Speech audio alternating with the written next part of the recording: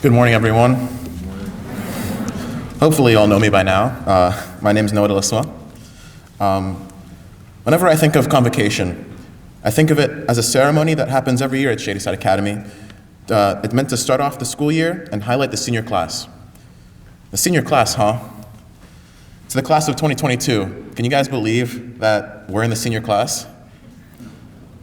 I've heard class of 2022 basically every day since 6th grade, and I've always thought of it as some distant date that would never actually come. But now it's so soon. The time has gone by so quickly, yet so slowly at the same time. It feels like just the other day that my mom finally let me sit in the front seat of her car, and now I can drive one. I guess I'm a big boy now. In my bedroom, I have this picture of myself from kindergarten.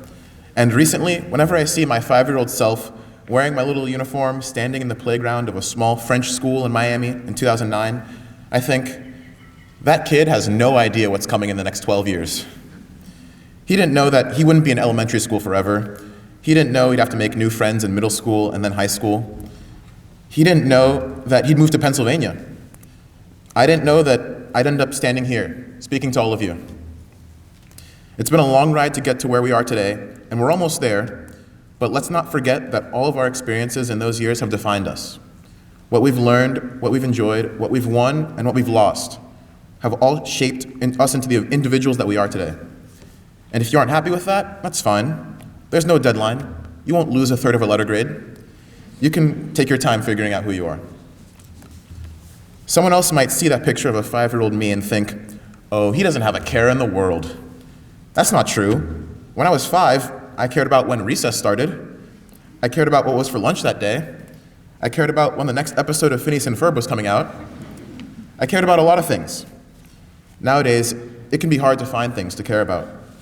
For the past year, many of us have felt like our lives have been wasting away like sand in an hourglass with nothing going on and nothing to care about. I remember many days last year where I had to wake up to get ready for school with absolutely nothing to look forward to, in or out of school. Many of the things we cared about were impossible, unsafe, or otherwise inaccessible. Reschedulings and cancellations and restrictions caused boredom and inactivity, but also loneliness and isolation. When I was a new student here, I felt similarly alone. But there is a way out. Let me tell a quick story. It's fall of 2019, and I decided to join the soccer team at my new school, even though I didn't really play soccer. I'm at a varsity soccer game on a weeknight at a faraway field against a school I've never heard of. And there's no timeline in which I get a single second on the field. It's cold and drizzling. Why am I there? I'll be honest, I showed up because the team usually got Chick-fil-A sandwiches after games.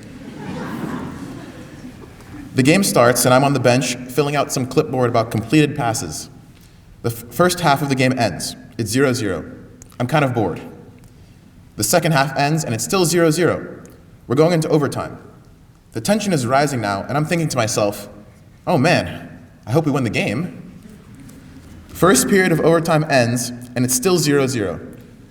I'm cold and wet, but I'm not thinking about any of that. Now I'm thinking, we have to win this game. I felt like I was part of something. I was saying we, even though at the time, the most help I was to the team was being water boy. And when we finally scored, everyone on the bench ran onto the field to celebrate. And I joined them yelling, we won, we won. I admit it. I even forgot about the Chick-fil-A for a little bit. I cared. This year we should all find things to care about. Last year separated us, so this year should be about bringing us back together. We should all find something to care about, something to be a part of. If you don't like sports, try music. If you don't play an instrument, try theater. If you don't like performing arts at all, join a club. If you don't care about any of that, then just be a part of your class or the community in general. Or ask for help from a friend or a teacher. They care about you, hopefully. Care about those around you. Friends are worth a lot, especially nowadays.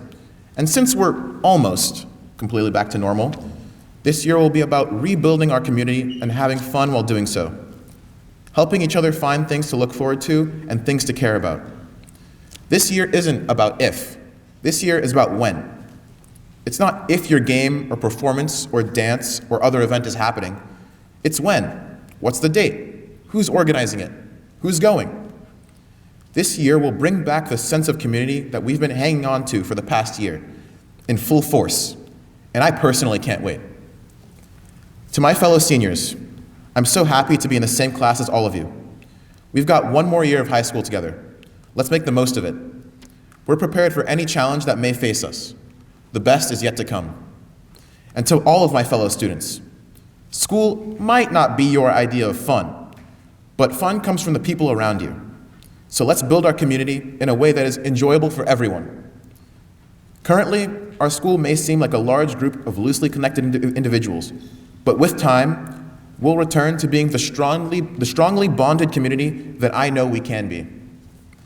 And believe me, you never know what or who you'll end up caring about. In 10th grade, when I was sitting up there listening to the convocation speech, I never in a million years thought that I would be the one to give the speech 2 years later. I thought I couldn't possibly care enough about this school I just transferred to end up running for student body president. Well, I guess I was wrong. Thank you very much.